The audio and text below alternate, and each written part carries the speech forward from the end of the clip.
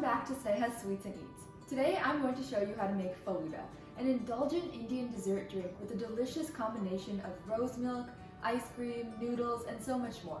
A lot of people think Falooda is really hard to make because it has so many components, but in this video you'll see it's actually quite easy. So let's get started!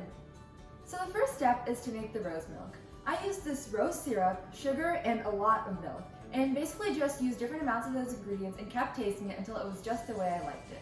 I ended up having to have a lot of sugar because this rose syrup only has the rose flavor and not enough sweetness to it. I ended up making my rose milk in this gallon jug because I used so much of the milk that was already in here, and it was just a lot easier to shake and pour out. The next ingredient is the jello. I just used a box mix from Aldi and followed the instructions on the back, which told me to add 1 cup of hot water and 1 cup of cold water and leave it in the fridge to set. My jello has been setting for a couple of hours now, and as you can see, it's not running around all over the pan, and it's pretty set, so that means it's good to go. Next, you have your basil seeds. You want to put a couple tablespoons of these in a cup of water for about half an hour until they have a nice white jelly coating on the outside. You'll probably want to stir it in the middle so it doesn't clump up. These are the basil seeds I used. I just got them from a local Indian store. This is what they look like when I first put them in the water, and this is them half an hour later. The next key ingredient is the noodles. I'm using the samia from the Indian store, but you can also use vermicelli or any other type of noodles that you prefer.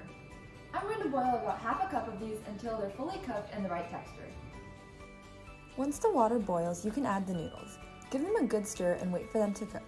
You'll know they're ready when they start to become clear, which is usually at about 10 minutes.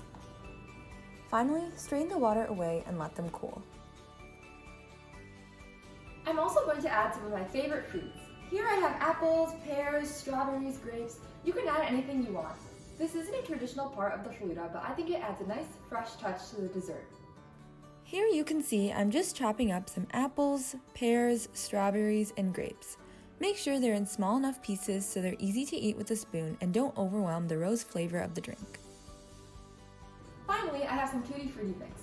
This is just going to be sprinkled on top as a nice garnish. Now that we have all of our wonderful ingredients ready, it's time to put them together. But wait, we can't forget the most important ingredient of all, the ice cream.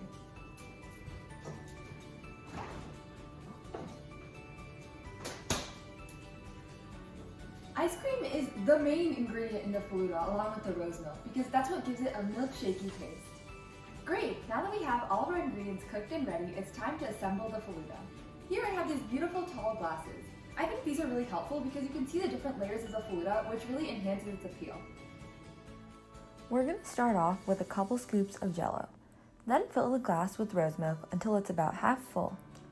Next comes the noodles and basil seeds.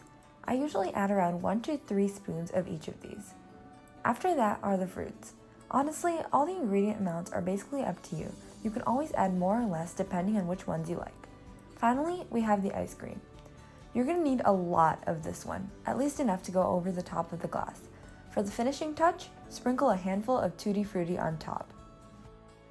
And there you have it, folks, a perfect Instagram-worthy Falooda that looks like it's straight from a restaurant. Now let's hear from some of our satisfied customers.